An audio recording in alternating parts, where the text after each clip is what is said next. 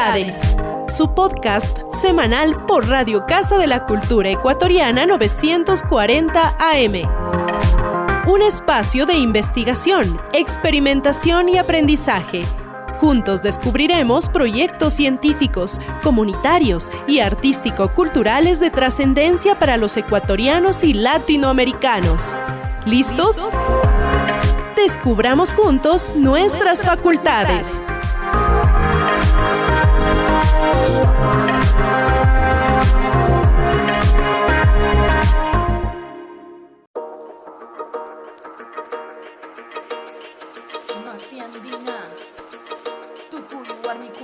Palabras hirientes, insultos te chantajeo, te miente. Terminar la relación te amenazó, una huella en el corazón, control, posesión. Estas son las trampas del mal llamado amor. La sociedad lo permitió, la religión lo justificó. Amor romántico, ideal erróneo, se naturaliza entre todos nosotros. Otro dominio, extermino el amor propio, obligándonos a depender de otros. Somos individuos en el colectivo, amarnos siempre a nosotros mismos, ese es el poder.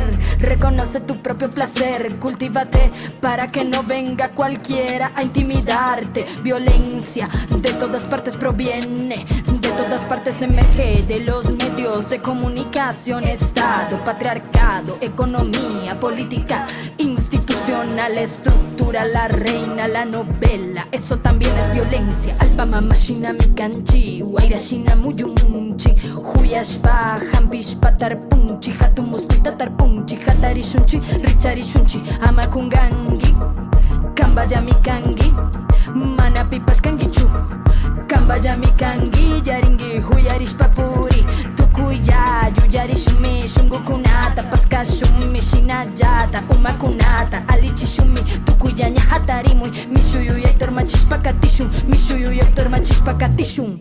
Wanigo kuna hatari, uchanya hatari muy, hakunya ukama rishunchi, hakuyari, hakuyari. Wanigo kuna hatari, uchanya hatari muy, hakunya ukama rishunchi, utsayari, utsayari. Wanigo kuna hatari, uchanya hatari muy, hakunya ukama rishunchi, rishunjami, rishunjami. Wanigo kuna hatari, uchanya hatari muy, hakunya ukama rishunchi. Hakuyari, hakuyari.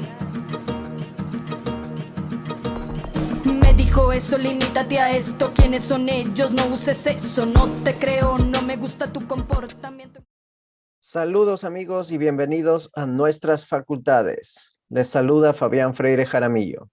Muchísimas gracias por sus mensajes de apoyo y felicitaciones por nuestro programa de estreno la semana pasada, en el que escuchamos las palabras del sacerdote solar inca Ñaupani Puma. Para quienes no pudieron sintonizarnos, les invitamos a visitar nuestro canal de YouTube y redes sociales. Encuéntranos como Nuestras Facultades y podrás acceder a material exclusivo en el que el maestro Ñaupani Puma nos comparte su conocimiento sobre la iluminación de la conciencia y mucho más. Hemos iniciado el episodio de hoy con un extracto de la canción Warmi Hatari, de la agrupación La Mafia Andina. Esto a manera de introducción para el tema que vamos a discutir el día de hoy, la violencia de género, especialmente la violencia contra la mujer en las universidades ecuatorianas. La música y el arte tienen el poder de tocar nuestros corazones e invitarnos a la introspección, más allá de lo que se puede expresar con discursos o propagandas de concientización ciudadana. Con Warmi Hatari, la mafia andina cuestiona el sistema patriarcal imperante, resaltando las múltiples formas de violencia de género que sufren las mujeres y grupos LGBTQ+, que sobrepasan la violencia física, como la violencia emocional y psicológica de pareja, e incluso la violencia mediática.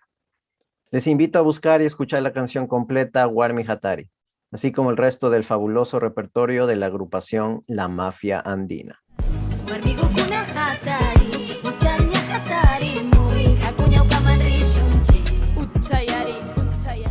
Muy bien, nuestro invitado de hoy es el doctor Arístides Vara Horna, catedrático en la Universidad San Martín de Porres de Perú y el autor principal de la investigación de la evidencia a la prevención, ¿Cómo prevenir la violencia contra las mujeres en las universidades ecuatorianas? Estudio realizado en colaboración con la Agencia de Cooperación Alemana GIZ en Ecuador y su programa Previ Mujer. Doctor Barahona, estamos sumamente contentos de contar con su presencia en este conversatorio. Coméntenos entonces sobre esta investigación, por qué es tan importante discutir flagelos sociales con la violencia contra la mujer en universidades ecuatorianas precisamente en estos momentos. Bienvenido nuevamente y por favor, el micrófono es suyo. Gracias, Fabián. Un placer saludarte. Un saludo para todos. Les felicito por esta iniciativa. Es un placer estar con ustedes. Sobre el estudio que mencionas, en efecto, es una investigación que se ha realizado por la Agencia de Cooperación Alemana, el programa Previ Mujer de la GIZ, en colaboración con la Universidad de San Martín de Porres, donde yo trabajo. Es una investigación que se ha desarrollado en Ecuador. Más de 16 universidades han participado de todo el país, 22 sedes o campus a nivel nacional. Costa, Sierra y Selva, más de 27.500 personas han participado de este estudio como encuestados, encuestadas. Y fue pues realizado para poder saber qué es lo que está pasando en las universidades con respecto a la violencia contra las mujeres. La motivación para hacer este estudio básicamente reside en que la violencia contra las mujeres es un serio problema para todas las sociedades. Ya lleva casi 5 décadas investigándose el tema y hasta ahora se sabe que en todos los países donde se ha medido siempre se han encontrado niveles de violencia contra las mujeres. No hay país, por más rico que sea o por más desarrollado, que esté libre de este problema. Y de todos los tipos de violencia, la más prevalente, la más frecuente es la que ejerce la pareja o la expareja. Es decir, no la que ejerce un extraño, sino la que ejerce alguien de una relación íntima. En América del Sur, Ecuador es el segundo país con mayores niveles de violencia contra la mujer por parte de la pareja. Estamos hablando que por lo menos 6 de cada 10 mujeres ha sido agredida al menos una vez por parte de su pareja o expareja. En primer lugar está Bolivia y en tercer lugar está Perú y Colombia. El estudio es muy completo porque no solo investiga lo que pasa con las estudiantes, también investiga lo que pasa con las profesoras, ¿no? El personal administrativo. También averigua lo que pasa con los estudiantes hombres, etc. Entonces es un estudio muy completo. E incluso incluye a la población LGTBQ, ¿no? Muy importante establecer esta base para nuestra discusión. Y asimismo, coméntenos, por favor, las especificaciones del estudio. Entendemos que es un proyecto que ha tomado 3 años, según reportes de prensa. Entonces, por favor, delineemos el número de estudiantes que se entrevistaron. Hizo un comentario acerca de la cobertura, que no solo se entrevistaron estudiantes que reciben la agresión, las víctimas, pero también a los perpetradores. Y a su vez, no solo el estudio tuvo representación estudiantil, sino también representación de los docentes y personal administrativo. Ayúdenos con estos datos. Claro, Fabián. El estudio se realizó con la participación de 16 universidades. Invitaron a todas las universidades a participar en el estudio, pero aceptaron 16, en 22 sedes en total, hasta 16 a nivel nacional. Y dentro de ellas se encuestó a 27.505 personas. Estamos hablando de 11.690 estudiantes mujeres de todas las carreras, ¿no? Una muestra de 11.571 estudiantes hombres, 2.201 docentes o personal administrativo, mujeres, y 2.043 docentes o personal administrativo hombres, ¿no? En total dan 27.500 estudiantes, todos a nivel de pregrado, no incluimos posgrado, ¿no? Todo a nivel de pregrado. Aplicamos encuestas presenciales en el aula. Todos los datos se obtuvieron antes de la pandemia. Estamos hablando de todo el 2019. Se entrenaron bastantes personas para que puedan obtener la información, ¿no? De forma segura y respetando la privacidad de las personas. Se aplicaron previa coordinación con las autoridades de las universidades. Todo fue muy transparente, muy respetuoso. Y cuando se levantó toda la información, eso fue en el primer año. El segundo año nos dedicamos a analizar con mucho detalle toda esa información. Y en el tercer año nos dedicamos a diseñar la propuesta de prevención, ¿no? ¿Qué propuesta podría funcionar para las universidades ecuatorianas para reducir la violencia contra las mujeres? Entonces el informe por eso duró 3 años. Es un trabajo bastante completo, de 1 año de levantamiento de información, otro de análisis y otro de elaborar la propuesta de prevención. En este análisis exhaustivo se menciona también que Ecuador de por sí ya cuenta con reglamentación, políticas educativas y asimismo reglamentación al nivel de leyes para combatir la violencia contra la mujer en ámbitos académicos específicamente.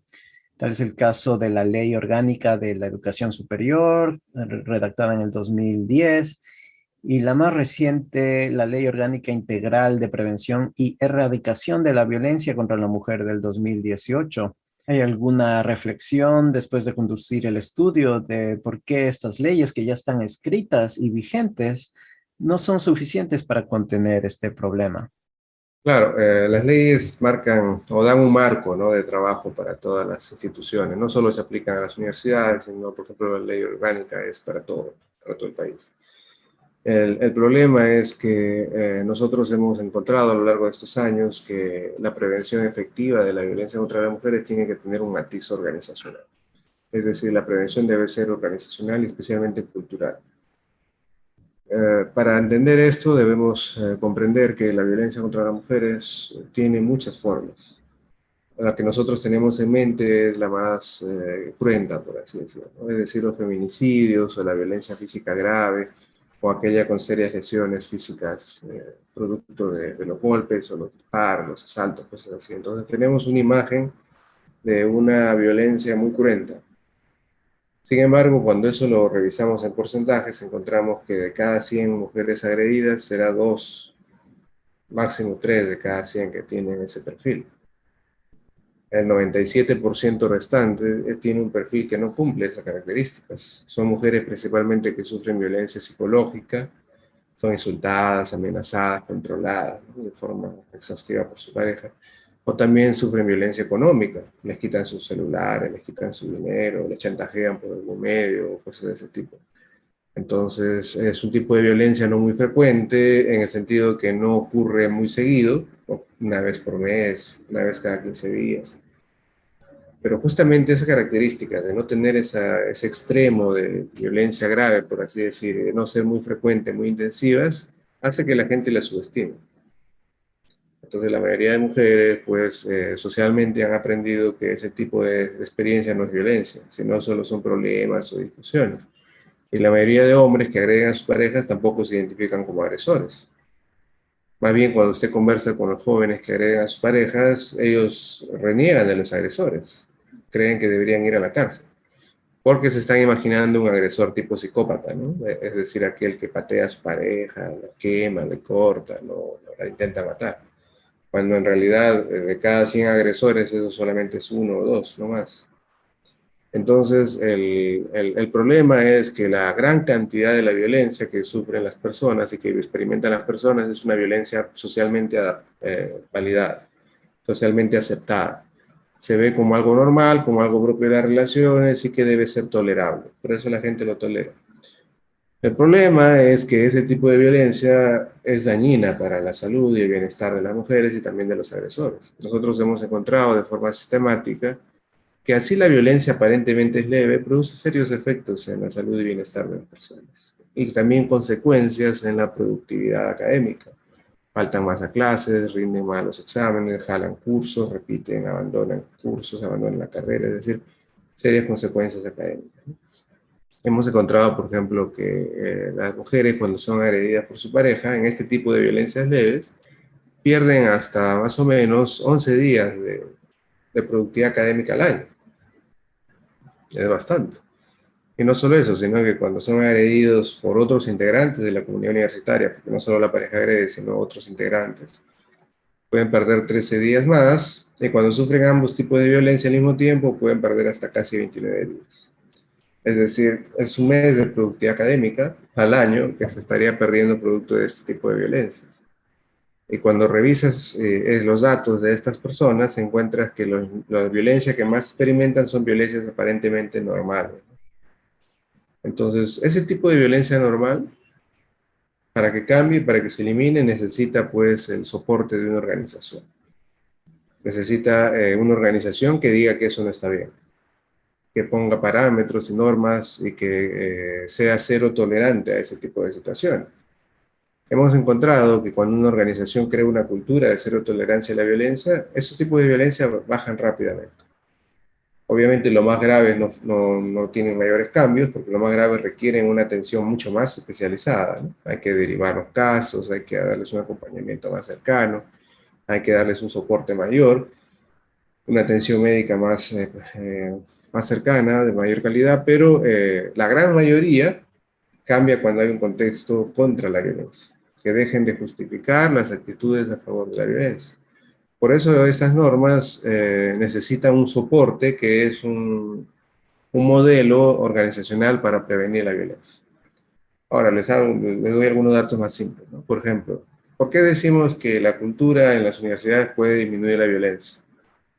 Nosotros hemos medido también en nuestros jóvenes universitarios de Ecuador las ideas o creencias de aceptación de la violencia.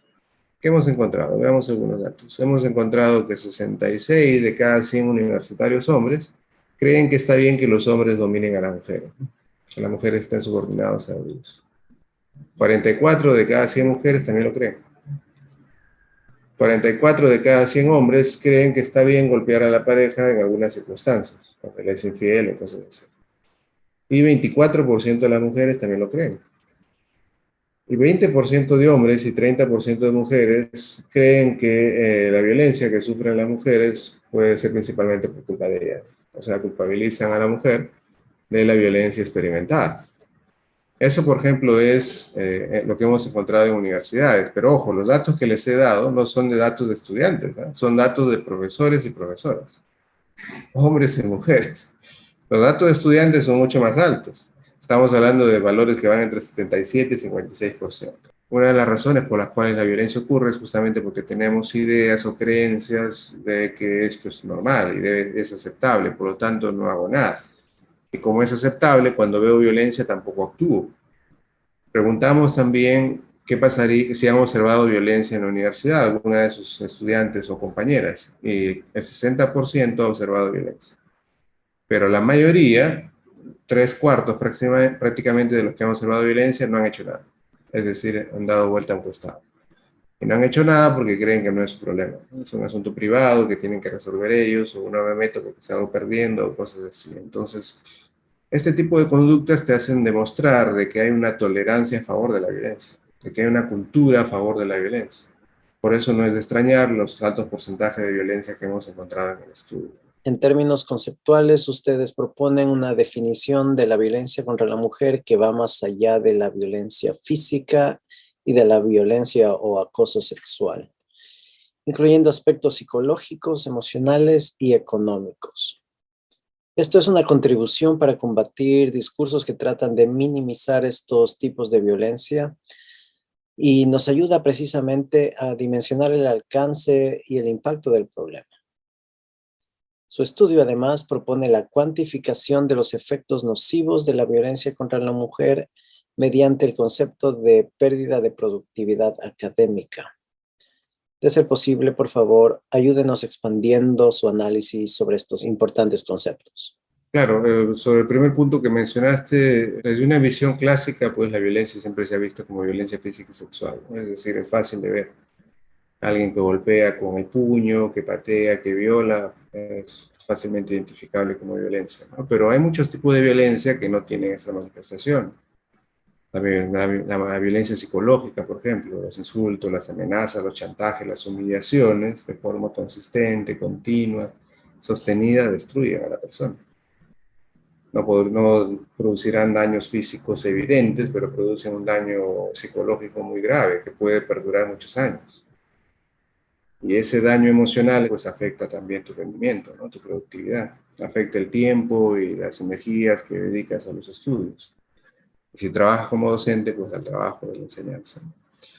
Y ser agresor también es un costo grande, porque, es decir, como mencionamos en un principio, solo de cada 100 agresores, solo 2 o 3 tienen el perfil psicópata. Es decir, el perfil de que agredo porque siento placer y que no me siento mal si agredo. La gran mayoría cuando agrede también se siente mal. Se siente culpable, tiene cólera, tiene ira, tiene celos intensos. Entonces, todas esas emociones mezcladas afectan también el rendimiento de los agresores. No se pueden concentrar en el estudio, no rinden los exámenes, faltan a clases, es decir, tiene un impacto también en su productividad.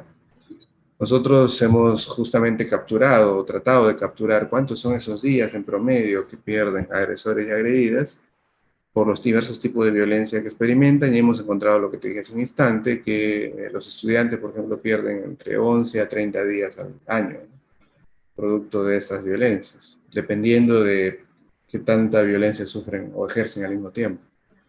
Si solamente son agredidas por su pareja, pierden 11 días. Si son agredidas por alguien de la universidad, que puede ser un compañero o un profesor, pierden 13 días. Pero si son agredidos al mismo tiempo por ambos perpetradores, pueden perder hasta un mes, ¿no?, hasta 30 días, hasta 29 días. Entonces, esos pues son promedios. Obviamente hay más, hay menos, pero esos son promedios.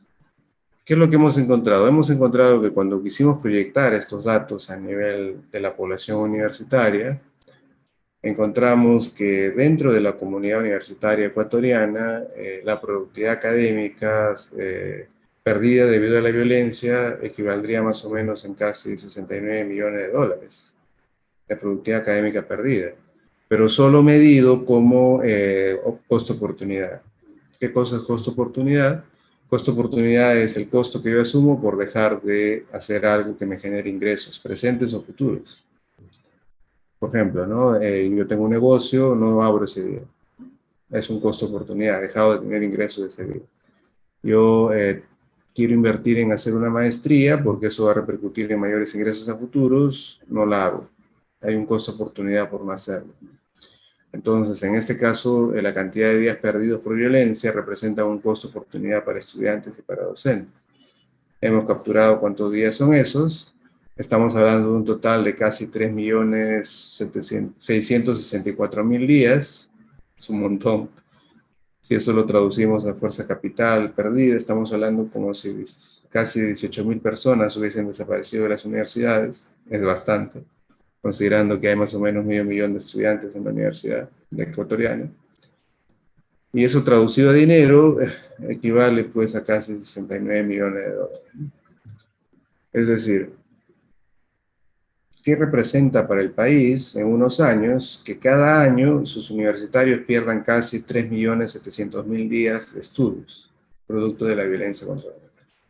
¿Cómo eso se traduce en la calidad de profesionales que vienen a la sociedad, en la calidad de ciudadanos que egresan de la universidad, en sus competencias y también para los propios universitarios, cuando son profesionales, en sus propios ingresos, ¿no?, en sus oportunidades de ingresos futuros que son perdidos debido a esta cantidad de días? Entonces, creo que es un ejercicio que se hizo para justamente reflexionar del enorme impacto, no solo inmediato, sino a largo plazo, que puede tener la violencia en la vida de nuestros universitarios. Un enorme impacto en realidad, y precisamente la investigación nos ofrece una mirada organizacional, cultural, que permite detectar las acrobacias mentales que los miembros de las comunidades universitarias y la sociedad en general realizamos para, por una parte, rechazar de boca para afuera el fenómeno de la violencia contra la mujer, pero por el otro lado, implícitamente justificamos la subordinación de género y las agresiones psicológicas o económicas contra la mujer. Es un tema fascinante desde un punto de vista psicológico, y no con esto queremos minimizar esta deplorable realidad, sino por el contrario, reconocer la mirada científica y tan detallada expuesta en este reporte, que nos permite precisamente distinguir estas zonas grises donde se fermentan estos fenómenos. Exacto, Fabián. Bueno, una actitud es una disposición para actuar a favor o en contra de algo, ¿no? Es una disposición personal. Entonces, normalmente las personas que ejercen algún tipo de violencia tienen una actitud a favor de la violencia. Hay una teoría psicológica que se llama de la congruencia mental, en la cual si tú actúas de una forma, pues necesitas pensar de esa forma para que haga un match. Si es que entran en conflicto, entras en disonancia cognitiva y eso te genera mucho malestar. Entonces los seres humanos tratan de tener siempre una congruencia entre lo que piensan y hacen para que se mantengan equilibrados. Entonces, lo que hemos encontrado es que una forma de justificar la violencia es estereotiparla. ¿Qué significa estereotiparla? Imaginarla solo como la más grave, como lo que hablamos al principio. Violencia es solo el hombre que agarra patadas a su pareja, la golpea con el puño, la moretea, la hace sangrar, o algo así. Entonces nos imaginamos a ese hombre violento y a esa mujer agredida. Cualquier cosa que escape a ese estereotipo no es violencia, ¿no? Entonces, si yo, por ejemplo, soy un universitario que a mi pareja la controlo, quiero saber dónde está todo el tiempo, le reviso su celular contra su consentimiento, la chantajeo para que no salga con sus amistades, le controlo su forma de vestir, le hago sentir mal humillándola en público o amenazándola con dejarla o cosas así, o amenazándola con hacerle daño, entonces estoy ejerciendo violencia, estoy ejerciendo una violencia psicológica. O si le quito su celular y no le devuelvo, o le quito su dinero para poder controlar hacia dónde va, o tengan que pedirme a mí, entonces estoy ejerciendo una violencia económica. Pero dentro de mi mente, como no cumple con el rol o el estereotipo de violencia grave, entonces yo no me siento violento. No, son cosas de pareja. Ahí tiene que ver. Entonces, esa es una forma de ejercer violencia sin sentirse mal, estereotipando los tipos extremos de violencia y solamente viéndolo como violencia es. Cuando la investigación nos demuestra que un principal predictor de violencia grave son las violencias, como te estoy mostrando. Es decir, hay una propiedad en la violencia que se llama intensidad creciente. A medida que pasa el tiempo, la intensidad de los ataques va aumentando. Puede empezar con ataques psicológicos, ataques de control y va acabando con ataques físicos, sexuales más graves, ¿no? Hasta el feminicidio. Entonces, si queremos evitar llegar a esa escalada grave, necesitamos empezar previniendo la escalada leve o la inicial. Por eso es que nosotros contemplamos el fenómeno completo, no solo los casos ya estereotipados. Esa es una forma de mantener una actitud a favor de la violencia, ejercer violencia sin sentirte mal por ser violento, estereotipando la violencia grave. Otra forma es teniendo una aceptación implícita, es decir, una aceptación encubierta hacia la violencia. De la boca para afuera, decir que la violencia es algo malo, que no se debe hacer, que eso no es posible y todo lo demás, pero internamente tener una serie de justificaciones para ejercerla, una serie de excepciones. Por ejemplo, endiosas a la familia o a la pareja y para mantener ese ideal, maltratas a los que están abajo. Justificas tu maltrato con un ideal, ¿no? Entonces, eso es muy común. Otra forma de aceptación implícita de la violencia es cuando minimizas. No le he hecho nada, solamente le he insultado. Ni le he insultado, le he hablado fuerte. Pero en realidad las amenazado, las humillado, hablar fuerte. Entonces, o no le ha hecho ningún daño, mírale, no tiene ningún moretón. Claro, pero no vemos el daño emocional que produce, ¿no? El miedo, la inseguridad que genera. Entonces, minimizar es otra forma de aceptar la violencia y sentirnos bien de ejercerla. Otra forma es negándola, es decir, creer que es un tema privado, que nadie debe meterse y que esto solamente se resuelve a cuatro paredes, y nadie más debe meterse, ¿no? Otra forma es culpando a la pareja. Siempre es culpa de ella, ¿no? Uno está tranquilo y al final saca de quicio, ¿no? Uno tiene que poner en su lugar, pueden poner en su sitio. Entonces, culpar a la otra persona es otra forma también de justificar. Y otra forma es asumiendo una actitud de indefensión. ¿Qué significa eso? Significa que no sé qué me pasó, perdí el control, perdí el conocimiento, me crucé, fueron los chicotes que se me cruzaron, ¿no? O sea, yo no fui culpable, sino algo pasó por ahí que ejercí violencia, pero en realidad yo nunca quise, ¿no? O sea, eso también es otra forma de justificar la violencia. Entonces, como vemos, tú puedes decir de la boca para afuera que no estás a favor de la violencia, pero puedes tener muchas actitudes implícitas, es decir, muchas aceptaciones encubiertas, muchas ideas que hacen que justifique la violencia en diversas circunstancias. Y algo que hemos encontrado es que esto está presente tanto en hombres y en mujeres. No solo está en hombres, obviamente en hombres más, pero en mujeres también está. Si no estuviera en las mujeres, si solamente estuviera en los hombres, créeme que hace rato hubiese habido una guerra de sexos ahí, en la cual las mujeres se hubiesen rebelado. Pero como ambos comparten las mismas ideas, pues como que llegan a un acuerdo, a un consentimiento mutuo, que no es ningún consentimiento, ¿no? Sino es un falso acuerdo. Entonces, por eso creemos que estas ideas necesitan ser erradicadas con un buen cambio cultural en las universidades. Las universidades tienen una misión. La primera misión universitaria es formar profesionales con sólidos valores éticos. Y esos sólidos valores, pues, atraviesan con la eliminación de la violencia y de cualquier creencia que la justifique. No podemos creer que la universidad hace su tarea si es que está permitiendo que ejerzan violencia dentro de sus aulas, dentro de sus campus, que sus estudiantes sufran violencia o que sus profesores también la ejerzan y la sufran, o que tengan creencias o ideas a favor de ella. Para producir un cambio social necesitamos producir un cambio dentro de las universidades. Profesionales que crecen en las universidades con una nueva mentalidad de cero tolerancia pueden producir un cambio social importante. Quédense con nosotros. Volvemos pronto con Nuestras Facultades. Su espacio de investigación, análisis y diálogo directo con científicos, artistas y creadores culturales.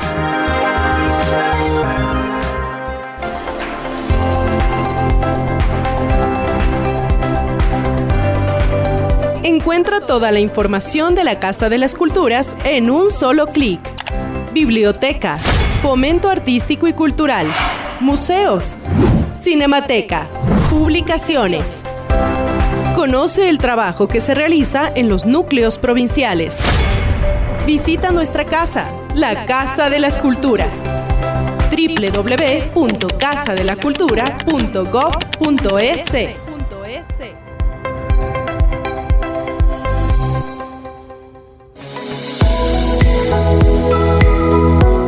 La cultura de prevención salva vidas. ¿Sabes por qué debes usar mascarilla? Porque así impides que el coronavirus ingrese por tu boca o nariz y evitarás contagiar a los demás. La mascarilla se debe utilizar siempre que salgas de casa. Cubre siempre tu boca y nariz y ajústala bien. Para toser o estornudar, no te la quites. Recuerda que las mascarillas desechables no son reutilizables. Evita tocar su parte frontal, ya que está expuesta a bacterias ambientales. Por una cultura de prevención que salva vidas. Radio Casa de la Cultura Ecuatoriana.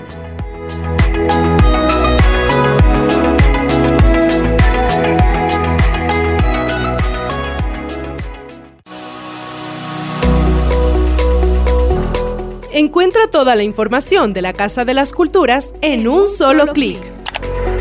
Conoce la gestión que se realiza en la Casa de las Culturas. Visita nuestra página de Facebook e interactúa con nosotros en @Casa de las Culturas ES.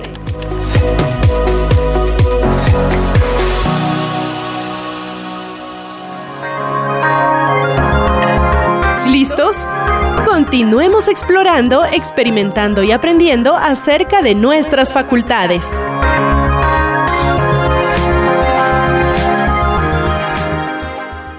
Para quienes recién nos sintonizan, hoy tenemos como invitado al doctor Arístides Barahona, quien está compartiendo con nosotros su análisis sobre cómo prevenir la violencia contra las mujeres en las universidades ecuatorianas.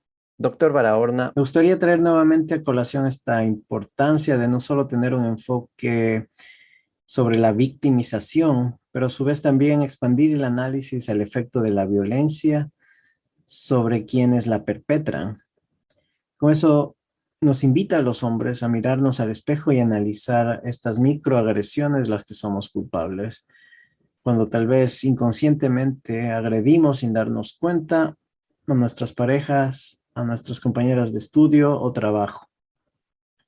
Este análisis nos recuerda el daño y el impacto que este comportamiento tiene no solo sobre quien lo recibe, sino también sobre los perpetradores. Justamente una de las novedades de esta investigación es esa visión cultural organizacional, no solo de individuos.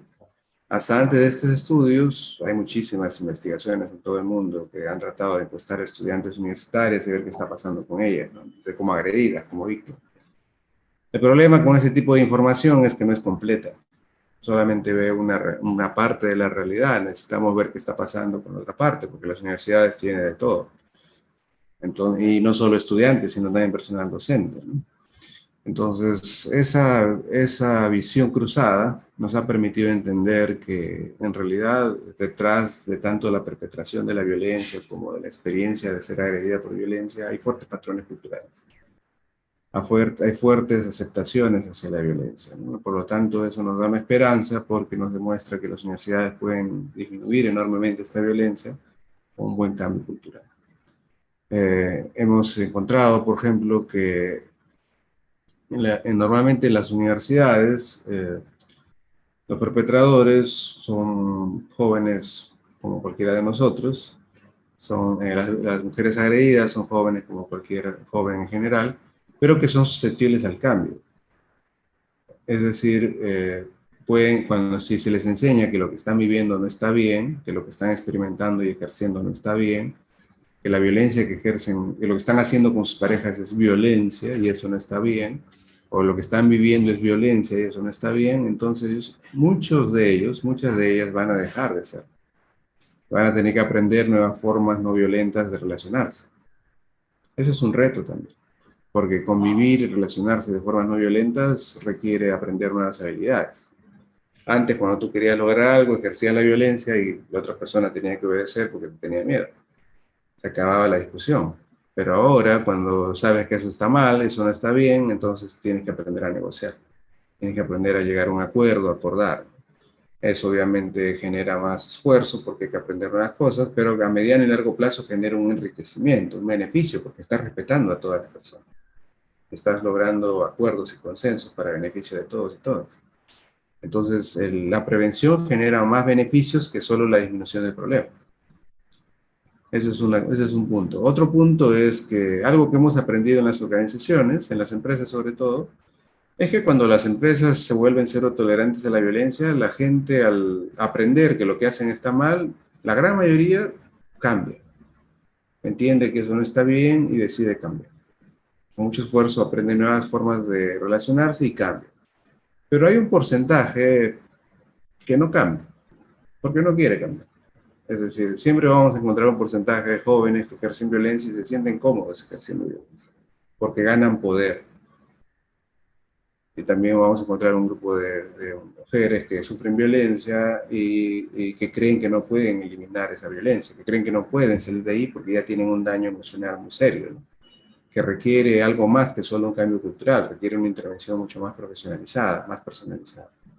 Entonces, en esos casos, la organización como las universidades pueden hacer más cosas.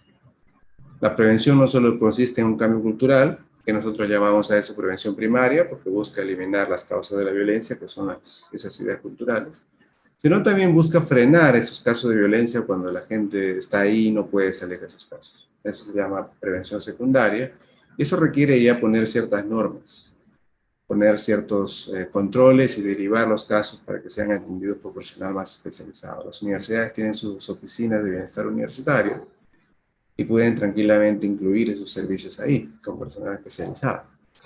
Y también tienen todo un sistema de sanciones, ¿no?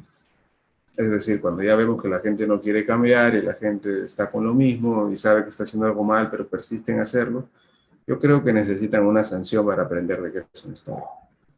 Entonces también hay un poder de sanción que las universidades pueden ejercer, pero a un grupo pequeño, muy pequeño, de agresores que no quieren cambiar porque se sienten cómodos con la violencia que están ejerciendo. Y también hay que crear servicios o derivar servicios para el grupo de estudiantes que están sufriendo violencia y que no pueden salir de ese círculo porque ya les ha afectado emocionalmente, han perdido confianza y autoestima. Entonces tienen que recibir una atención especializada para volver a recuperar. Entonces, el modelo de prevención que propone el estudio es un modelo que trabaja a varios frentes. A un primer nivel, que es un cambio cultural, a un segundo nivel, que es identificar casos y ponerle freno, y a un tercer nivel, que es atender los casos graves, cuando en verdad necesitan una atención muy especializada, y sancionar también a los casos que por más oportunidades que se les ha dado de cambio, no cambian. Como siempre han hecho las universidades, como siempre han hecho con otras conductas. Muy acertada esta perspectiva sobre la universidad como el entorno donde se puede combatir estos flagelos mediante modelos de prevención y al mismo tiempo como un entorno donde nuestros jóvenes van a aprender habilidades y disciplinas académicas, pero fundamentalmente donde nuestros jóvenes van a continuar su desarrollo personal mediante la adquisición de nuevas facultades y comportamientos. Son precisamente estos comportamientos los que van a determinar su éxito personal y profesional, al inculcarles valores de respeto a la diversidad, la autodisciplina, la motivación. Factores que a primera vista no se prestan a ser medidos tan fácilmente porque no son tangibles, pero esta investigación los ha sacado a flote. A su vez, en este estudio se presentan recomendaciones, modelos para prevenir la violencia contra la mujer en las universidades que están superimpuestos en la cadena de valor de las mismas. Doctor Barahona, ¿qué pueden hacer los líderes universitarios, rectores, administradores y desde luego las y los estudiantes para comprender mejor la cadena de valor universitaria y para detectar cómo se puede combatir la violencia contra la mujer a través de cada etapa de esta cadena, volviéndonos aliados para aplicar estos modelos de prevención? Sí, en efecto. En las ciencias empresariales hay un concepto que se llama cadena de valor. Cadena de valor se define como la forma como se organizan las diversas partes de una empresa o de una organización o de un sistema para lograr un fin. Es decir, cada eslabón, que puede ser cada área, ¿no?, dentro de una organización, se alinea de tal forma que consiguen el fin que persiguen. Entonces, la universidad también tiene su cadena de valor. La universidad tiene 3 misiones o 3 fines con la sociedad. Históricamente esos fines son, en primer lugar, formar profesionales con sólidos valores, ¿no? Es su primera misión, formar profesionales para la sociedad, profesionales competentes, pero también que sean humanistas, que sean íntegros, no cualquier profesional. Imagínense un profesional que no sea íntegro, ¿no? ¿Quién va a confiar? En segundo lugar, que contribuyan a la generación del conocimiento y a la cultura, es decir, las universidades investigan, producen conocimiento nuevo y también producen cultura, producen cambios culturales importantes. Y la tercera misión es contribuir al desarrollo, mediante nuevos negocios, mediante nuevos emprendimientos, mediante la puesta en valor de su conocimiento, se genera pues nuevos valores agregados, nueva riqueza, que contribuye al desarrollo local de los egresados y de las universidades. Entonces, esas 3 misiones, formar profesionales, crear conocimiento y cultura, contribuir al desarrollo, son los fines de la universidad. Pero para lograr esos fines, la universidad tiene 4 eslabones importantes. Un primer eslabón que es su organización como tal, un segundo eslabón que es la investigación, un tercer eslabón que es la docencia y un cuarto eslabón que es la vinculación con la sociedad.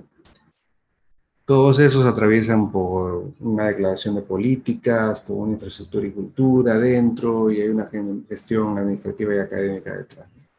Entonces, la prevención efectiva, la que nosotros buscamos para eliminar todo tipo de violencia contra las mujeres, necesita trabajar con cada uno de esos eslabones. De lo contrario, no sirve. Es decir, una universidad no puede decir, ya, yo estoy haciendo algo porque he hecho una charla, o porque he hecho una campaña por el Día de la No Violencia contra la Mujer y por lo tanto he hecho algo. Eso no es algo efectivo en realidad. Para que en verdad la violencia disminuya, necesitas asegurar que en cada eslabón de tu cadena de valor hagas algo en la prevención. Por ejemplo, en la organización, ¿no? Capacita a tus autoridades, capacita a tu personal docente y administrativo. Nosotros hemos encontrado que un gran porcentaje, por lo menos 1 de cada 3 docentes, también está experimentando violencia. Y 2 de cada 3 tienen creencias a favor de la violencia. Obviamente se necesita capacitar al personal docente y administrativo también. De lo contrario, de nada va a servir. Otro tema es actualizar los códigos de conducta y normas de seguridad dentro de ese eslabón. Muchas veces los acosos sexuales, por ejemplo, que son bastante frecuentes lamentablemente en las universidades, de profesores, autoridades, estudiantes, ocurren porque los códigos de conducta no están bien explícitos, no están bien claros. Quieres sancionar a un profesor porque muchos estudiantes lo han denunciado por acosador, no puedes porque el profesor dice, no hay juicio, en mi juicio hasta que no me declaren culpable no me puedes sancionar.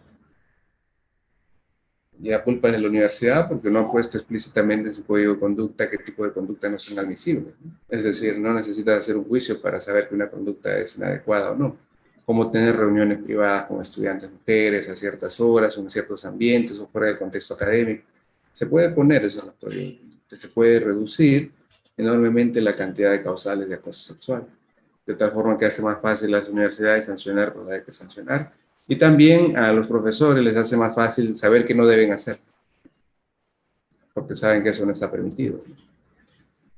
Por ejemplo, eso es a nivel organizacional, por ejemplo, ¿no? Entre otras cosas. A nivel de investigación, sabemos muy poco todavía sobre cómo hacer para prevenir la violencia contra las mujeres. Lo que se sabe, se ha trabajado en las últimas 5 décadas, pero todavía es muy poco frente a todo lo que se necesita saber.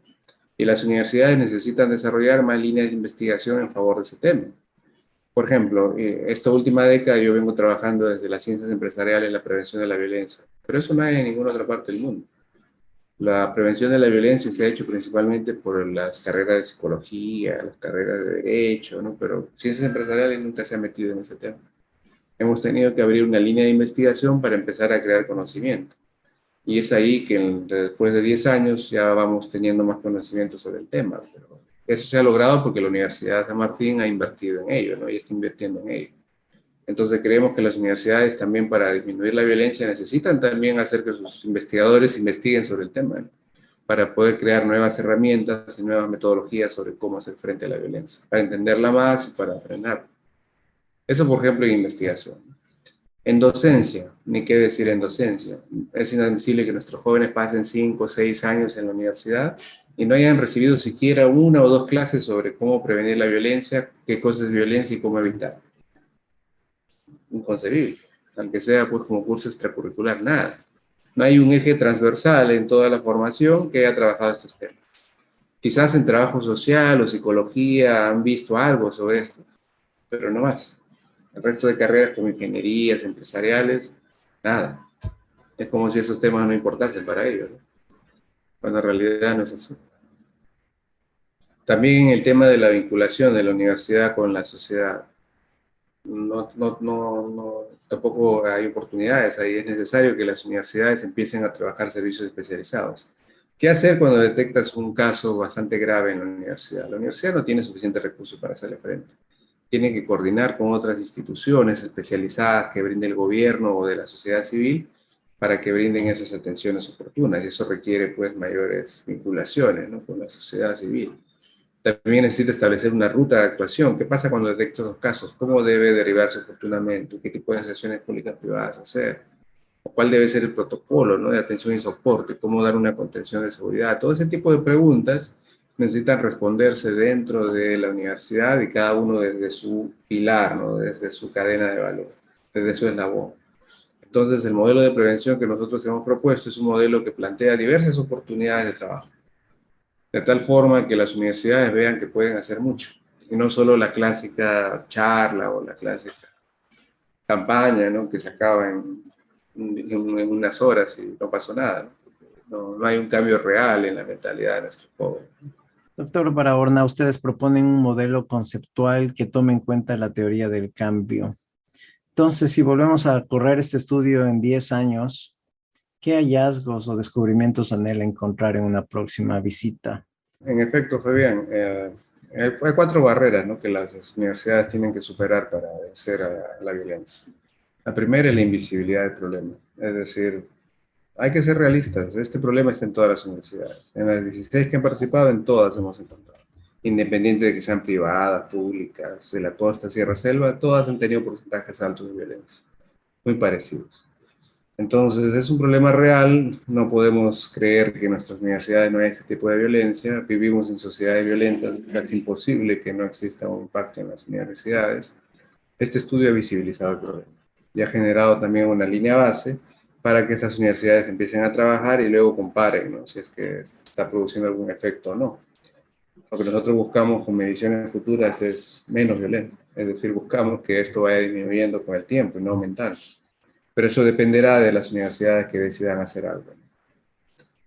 Lo segundo es, la segunda barrera para cambiar es la voluntad política. Es decir, si no hay voluntad política, entonces no pasa nada. Necesitamos convocar a las altas direcciones. Si es que hay resistencia para el cambio, pues hay que capacitar a las altas direcciones para que aprendan que esto es un problema serio y no se le puede justificar.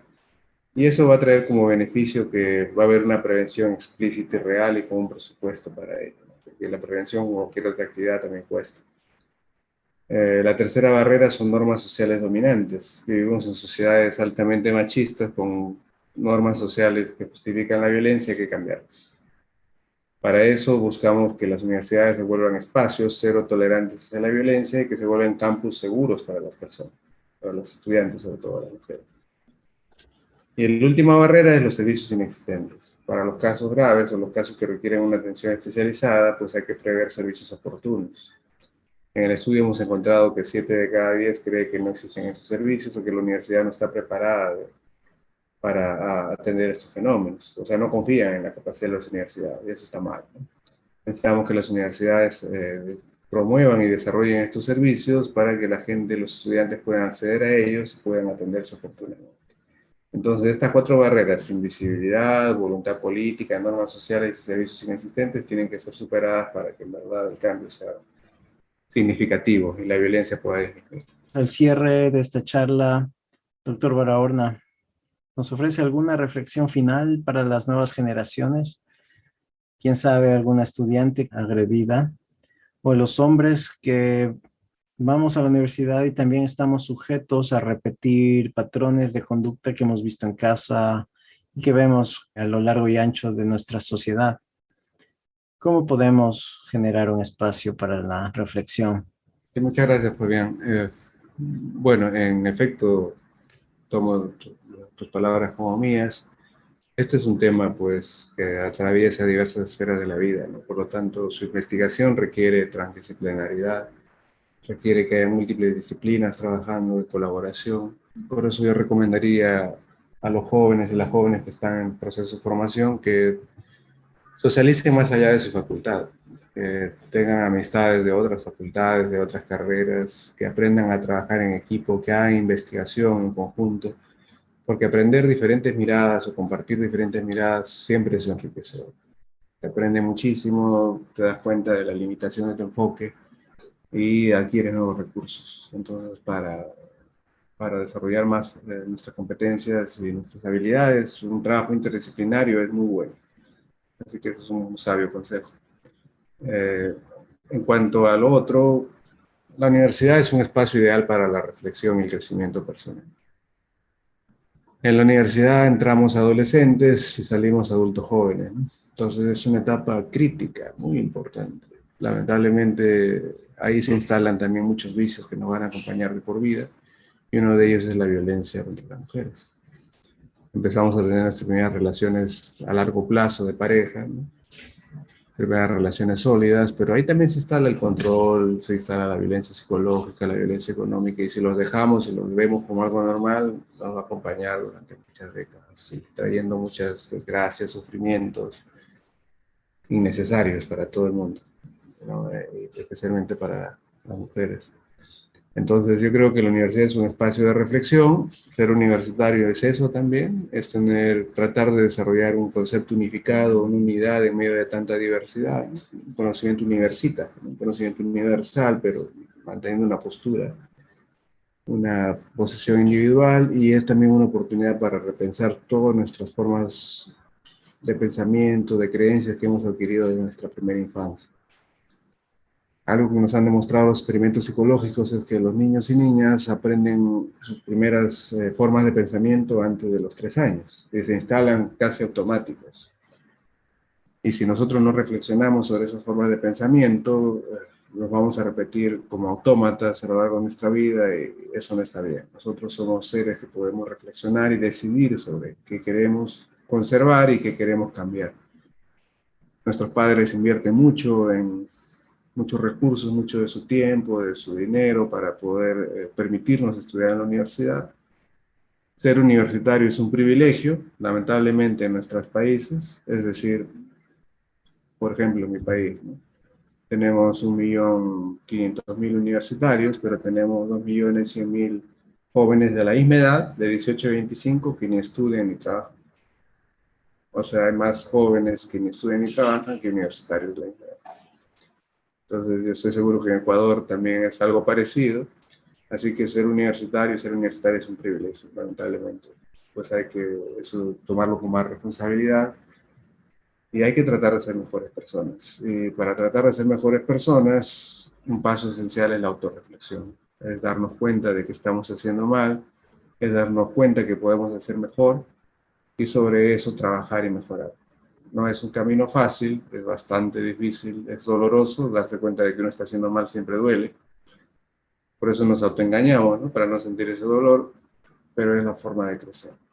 Entonces, yo creo que es un periodo ideal para formar el carácter de adultos que queremos tener a lo largo de nuestra vida y queremos a mediano plazo que la universidad nos favorezca en ese cambio, ¿no? Que nos den un ambiente donde nos enseñen que lo que estamos haciendo no está bien, que nos den mayores soportes para ese cambio y que nos den la garantía de tener un campo más seguro para vivir libremente y ejercer nuestros derechos a plenitud.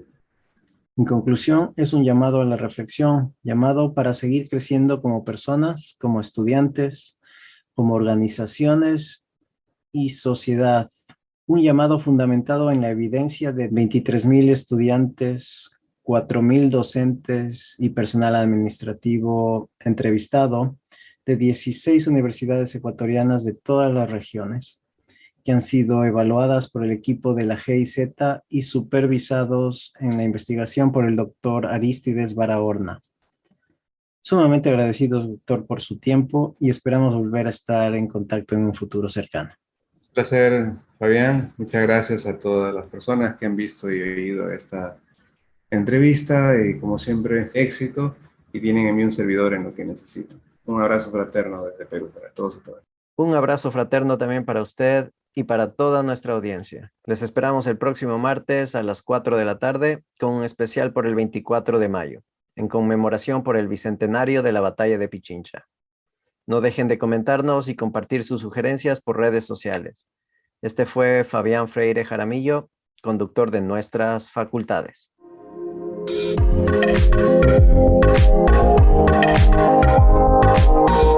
Esto fue Nuestras Facultades, su podcast semanal en diálogo directo con los gestores de nuestro conocimiento.